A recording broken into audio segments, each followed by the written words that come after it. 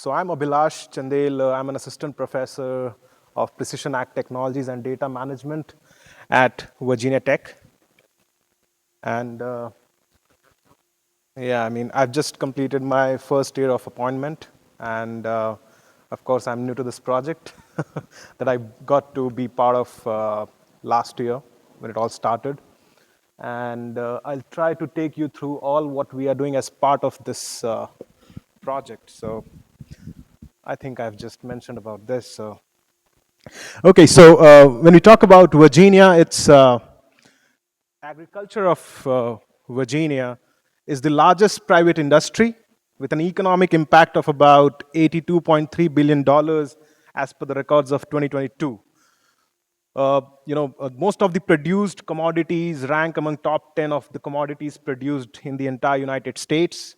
It has being across, being near the coast as well, and slightly being far from the coast. There is a varied ranges of agroclimatic conditions, and that's also one of the reason why there are like extreme situations like heat waves or flash droughts or even flash floods. So that's kind of a varied agroclimatic conditions in different parts of the state. So as we move through these challenges, and the producers, when we talk to producers, because I'm based at a research and extension center, so we do get to interact with a lot of producers around corn producers, soybean producers, peanuts, sorghum, etc. The major concern is how do we cope with this kind of situations, like extreme situations, with minimal technological intervention. I mean, that's like the first pressing point to us. Why minimal technological intervention? So, as we thought of formulating solutions to these concerns, what we narrowed down, and that lied also in coherence with the research work that we are doing, is developing climate smart production management decisions and operations. uh, these decisions or operations, they have to be resource efficient and cost effective, that address producers needs and not just stay in silos with us.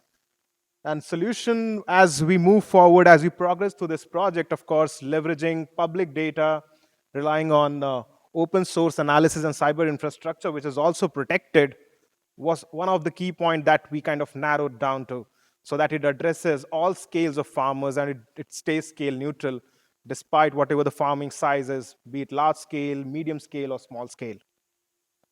So, as we started with our first objective, we wanted to actually understand. Of course, we assumed that what are the challenges with producers because of indirect conversations, but we wanted to get in direct connection with the farmers and producers to understand what is what they are doing as of now, what are their challenges and barriers, and where can we come in to resolve some of those challenges. And what we kind of narrowed down to is like first understanding the barriers. The grower generations means what generation the grower comes from, young farmer or a medium experienced farmer or a very old farmer background. What is the awareness level of what's happening in the technological world or the data run world to promote agricultural production management, data protection concerns. What are the current skill sets? What skill sets do we need to develop for the farmers? How do we translate it to the end users? What is the interest level? What is the farm scale? Because any kind of technological adoption, what we narrowed down to hypothetically, will be dependent on farmer scale, for example. That's the first impression a farmer or producer had. And outreach, are we reaching out enough to convey what the technological evolution looks like, how that is going to be friendly, what is the value of that evolution? These are some of the challenges, and there are many more that we identified or narrowed down. So we tried to address all of these through three-step approach. What we did was we developed some surveys, like online surveys, paper-based surveys, and we used to go to all these field day events, field demonstrations. We connected with growers, requested them, asked them to fill out these surveys. Part two was, after surveys, there could be like a varied range of responses. But as researchers, we want to focus on some of the key pressing challenges as of now, or what needs to be done now, which is in our hands, say. So for that, we did focus group breakouts. And then we also developed some of the use cases of some of the popular technologies, but not really getting down to the nitty gritty at producers level. And the domains that we focused on is agricultural cropping system like field crops, for example, aquaculture food systems, and then the livestock systems. So this is the response rate as of today. We developed three types of surveys. One was for the producers of aquaculture, field crops, or livestock, and one was for the service providers who were actually providing data-related services to these producers. And we also developed a survey for extension agents, the university extension agents, Virginia Cooperative Extension, who are actually sometimes in direct communication with the producers. And this kept on evolving, because first we developed producer survey, and then we realized that we need to have a service provider survey, and then we realized that we need to have an extension agent survey, trying to make a comprehensive understanding of what is needed and what's happening and where is the gap. That is the core idea where we wanted to start off with and not assume anything from our side. So we had 100 responses till date from producers' side. We covered 24 counties and 5 responses from service providers, and the survey is still online, and it can be viewed through these QR codes. And jumping on quickly to some of the key survey findings, we wanted to understand what is the diversity in production systems. So about 28.1% of the responders are solely crop producers. About 9.4% are crop producers, plus they also do livestock. About 9.4% are livestock producers, and about 53% are aquacultural producers among the responders till date. Now, when we talk about farming experience, about 9.4% of the responders have an experience of more than 50 years. About 12.5% of the responders have an experience of 11 to 25 years.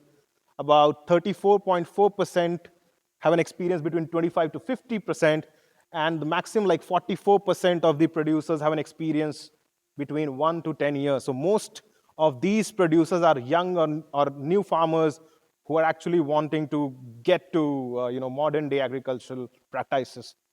When we talk about the farming scale, as it's also one of the important component, among the responders, about 44%, what I would say are like very small scale producers that have an income below $150,000 of a gross cash farm income annual. About 18.8% are from $150,000 to $350,000, and about 25% are from $350,000 up to $1 million, and about 6.3% is from $1 million to $2.5 million, and only 6.3 again above $2.5 million. So there's a big gap among the farming scales or the scales of farmers or producers there. And that's what kind of motivated us to think about having customized solutions, or the solutions which are really scale neutral that could be adopted by anyone or everyone. As we conclude from this slide, production diversity, there's a huge amount of production diversity in the state. Majority are young or new farmers, as we look from this data, 44%, and majority are small or mid-scale farmers, as we look through this gross cash farm income. Now, we wanted to know, what is the deployment rate, or what is the deployment status of sensor or any technology in the farming operations. As we see, there are 68% of the responders who said that they deploy sensors or technology-related technology in their production operations. And about 31.8%, about 32% still do not deploy that. And I think that's a significant number to kind of look at. But even this 68.2% can be deceiving, and I'll be explaining that how. So these are some of the common sensors that they have been using. Yield sensors, I think they mostly talk about the yield monitors or grain moisture content monitors on the combine harvesters. Weather monitoring, water monitoring like irrigation systems, soil climate, soil moisture, soil temperature, soil salinities, side scans, sonar, like ultrasonic sensors for some of their operations, specifically in livestock systems, RFID tags for their livestock systems, GPS, global positioning systems, especially in combine harvesters for auto tracking of their vehicles, cameras. They just put this cameras. They did not specify what cameras, multispectral, but based on their responses, we kind of figured out that this is just a consumer-grade camera, mostly which people have in their smartphones, or even consumer-grade drones, for example. Then on aquaculture systems, of course, these are some of the most common sensors: temperature sensors, water pH level, uh, dissolved oxygen, salinity, turbidity sensor to just keep a check on water quality for the aquaculture or fish farming. So that's the deployment status. Now, we categorized, again, the next part of the question was categorizing the responders into two parts. Farmers who actually deployed sensors or data technology in their operation, what was their knowledge comfort and what was their operation comfort. As we look through this data, the knowledge level, it was 40% who had like moderate level of knowledge for the technology that they have deployed. And of those, like 20% have like slight knowledge, 20% like very good knowledge, not at all 14%. And extremely, they feel that they have the entire knowledge about the systems that they are deploying. It's about 6.7%. Now, interestingly, not at all to moderate is like 73%. So what it tells us, they have deployed the sensors and technology, but the 73% have a very minimal basic level of knowledge of what sensors or what data they are deploying. And when we look at operation comfort, of course, there's a reason why we divided this into two, because people who might have knowledge might not operate, or people who are operating might not have the knowledge as well. That could be like two-way reactions.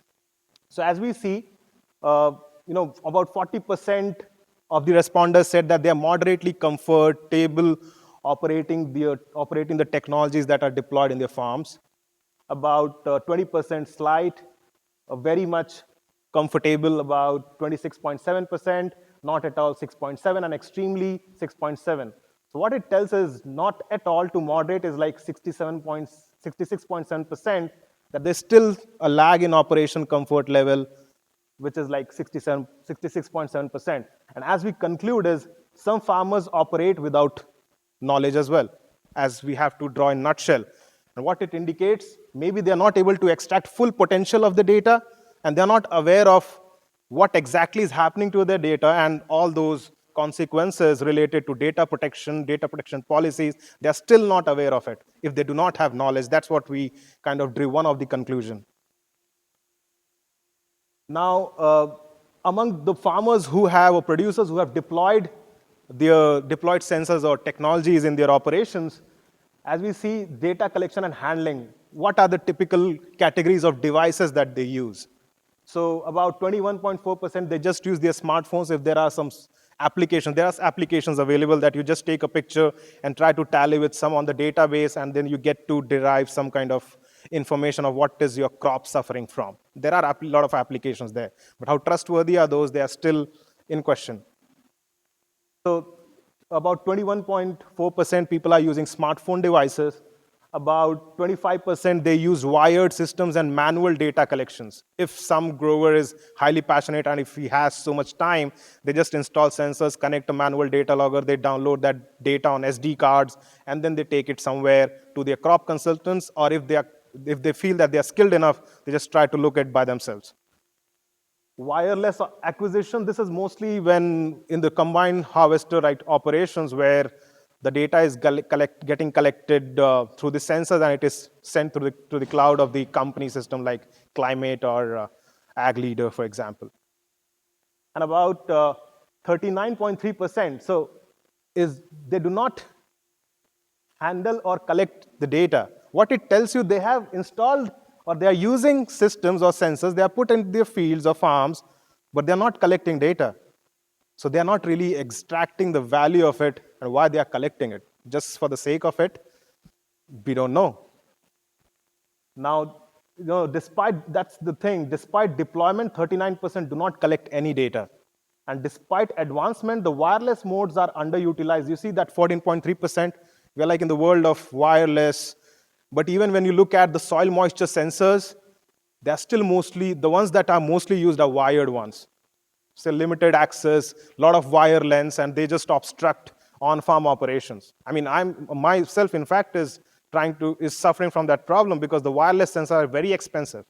So now the next thing that we are going to work on is making those sensors wireless, how wirelessly the data could be extracted or collected so that it doesn't interfere with operations on ground. That could be one of the hindrance to why producers might not choose to put some of these kind of sensors on ground. Now, looking at the data usage, like purpose of the data collection. So most of the times they use historical data that is coming from their yield or combined harvester. They use it for planning harvest for the next season. They use for variable rate fertilizer and spraying application. Now, this is kind of a slight, you know, assumption-based operations, what I would say as a researcher. They have the data, like combine harvesters get the yield data from the previous season, for example. They try to understand the spatial variability, and then they kind of suggest that this should be the variable rate application at different site specifics within the field. But is that complete enough? Me as a researcher would slightly doubt that, because there would be a different agroclimatic situation in the next season or the following season. That data is not really crunched out or is not being used, and that's not known. So all this analysis, like variable rate application, they are based on historical yield data or crop data that has been collected. And most of the times, they want to look at spatial yield assessment, but that's also from historical data. They are not interested, or they might have not tried to understand if they can predict yield before time. But most of the time, they assess spatial yield for insurance support purposes. That's what they indicated in their responses. And none. So they do not even use, about 18%, they do not even use data for anything. It's just collected, it's just staying there in some of the servers, cloud servers of companies or wherever it is. So as we conclude from this chart, despite data collection, 18% do not use it, mostly used for spatial assessment and for insurances purpose. And about 47% of data is effectively utilized, but mostly based on historical years. So about half of the data is just staying there and not really put into real use, as we realize the power of data and the data science. Moving on next, now the second category was the farmers who have not deployed sensors or technologies in their operations. When we wanted to know about their knowledge level, so 57.1% they said that they are not knowledgeable enough to use or operate those technologies or sensors, and about 42.9% say we are kind of on the moderate side. So, and when we look at operation comfort, there is still some percentage that people say that they might not have knowledge, but they are comfortable operating it. So there is still it does not add up. You can operate things without having a knowledge. Maybe you're not extracting the right potential, or it might, face a backlash somewhere. Who knows? Moderately, 14.3%, not at all, 28.6%. So there are people still who are, who are having some level of operation comfort, but they are not deploying it. What would be the reason? That's what we are trying to determine in our first stage of the problem. So as I say, farmers are knowledgeable, even have operation comfort, but they still do not deploy sensor or data technology. Why?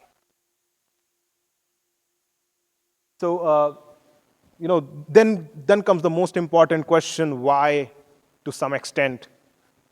What are the producers' concerns with current technology development? Most of them say, like 33.3%, they lack training. They do not have information of how to use data, how to use technology by themselves. They do not feel confident enough. There are hindrances to it. They have some kind of perception as well.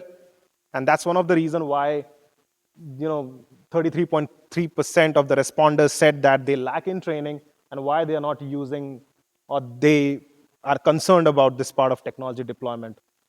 Privacy and security, yes, people have started talking about it, but it's still 13.3% only.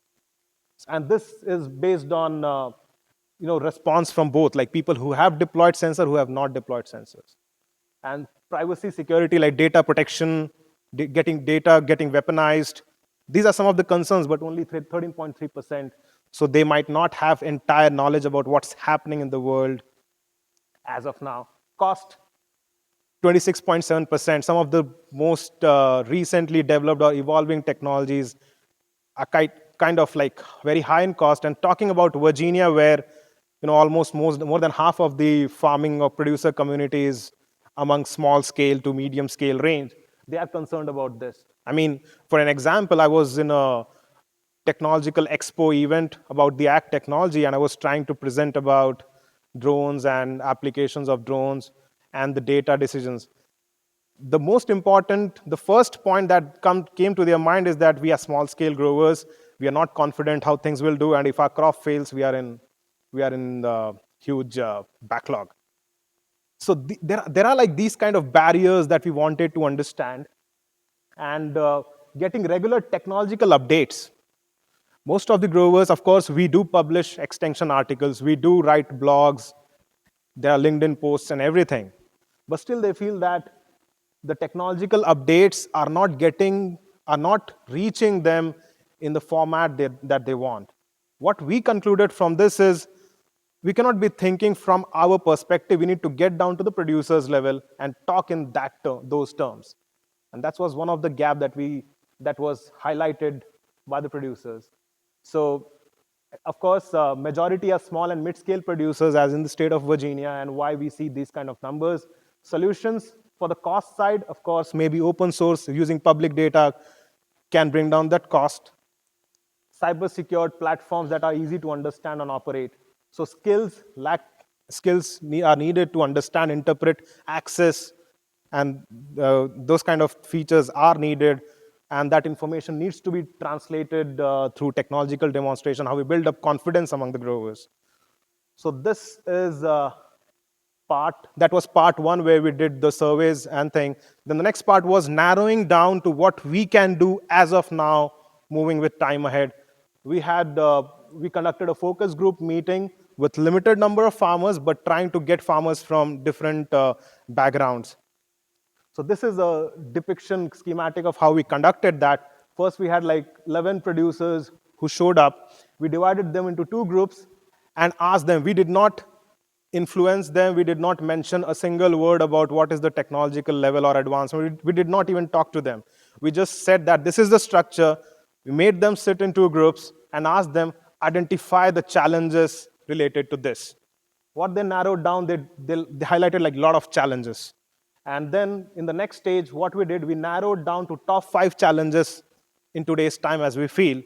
And then we passed those challenges into 3 groups, which were again part of those 11 folks. And then we asked them to discuss and list down possible challenges and the solutions to those 5 major challenges in their terms. What do they want?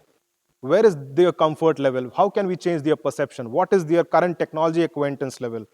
What is they want from researchers like us? What is the role of sales side of the company? What is the role of extension agents? Those kind of things. And then at the end, once they narrowed down to the potential solutions, we again asked them to vote for all the challenges that were listed. And this was done all together by 11 participants. So this is a slight glimpse of how we started with. We initially started explaining about what is the structure and what is the goal of the focus group event that we conducted. And this is the last stage where we asked all the producers to go and stick their vote to all potential solutions. And then we kind of get on the most preferred solution as of now. I mean, of course, it might not sound, very high level thing for a researcher point of view, but of course, for the producer's comfort, that's the most important thing. And we didn't want it to miss that. So some of the key challenges that were highlighted, they tended to be very specific.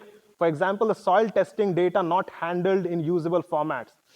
What this kind of made us think that they want to understand soil data, their field characteristics, but the way the data is given to them, they cannot really, change anything. They cannot really modify it as per their understanding, and they might be comfortable using that data in CSV or Excel format. That's a very basic example that they gave us. So having that data in usable format, the format in which producers can actually interpret and then take decisions. That was one of the concerns highlighted.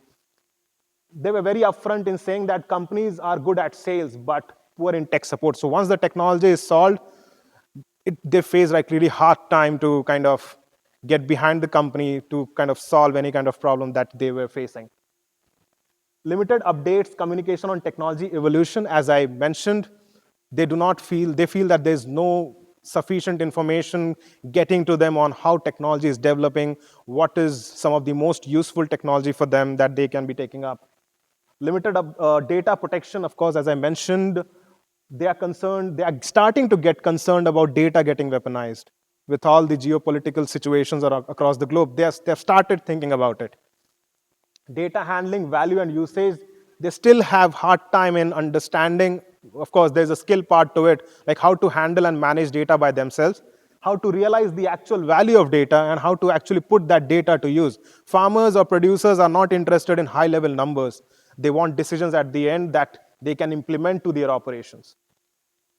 So data to decision conversion is rare or limited.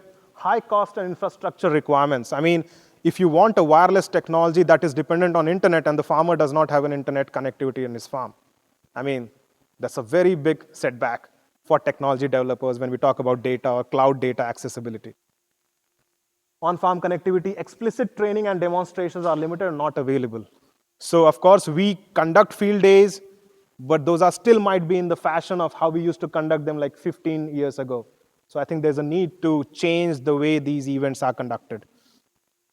The top 5 voted challenges that we thought of narrowing it down or as per today's concern or what we can alleviate is limited updates or communication on technology evolution. So that comes to consumer engagement, having proper communication channel, demonstrations, validations, data handling, value and management, authentication. They want to gain skills. They need to be trained on how to use or even understand, have a basic understanding of their data, how to extract the exact value of their data and put that to use in terms of crop or management decisions. And authentication, they need validation reports. Is the data or the sensor or technology that they are using, or we prepare any models or anyone gives them a models and gives them a tool, they want an authentication or validation to it that this is a right one, because they have highlighted that tech support later on they have had hard time with companies, and that's a fact that we wanted to present as they mentioned. Training and demonstration, of course, there has to be a very explicit way of how every year or every 2 years we change the way how we communicate about technological developments. I mean, the way we did it like 15 years ago or 10 years ago or even 5 years ago might not stand true in today's time, specifically when there are mostly new farmers or young age farmers. Cost and infrastructure support, of course, that's one of the big challenge that was narrowed down to. So these are, on the stage 2, these are some of the identified potential solutions to the 5 narrowed challenges. Updates on technology evolution and developments. Their suggestion was, how about having a third party to keep up with update or be an early adopter and tester? Farmers or producers, they don't want to be early adopters and testers. They explicitly mentioned it repeatedly because they don't want to put themselves into risk. They want someone else who has tested the technology, validated it, and then kind of having a validation report, then they want to use it. After which, there could be refinements of the technologies based on the first person's testing. Non-absolute technology for a decent time. So they are also concerned that they put money to some technology which just, say, expires in few years from now. How about the value of that?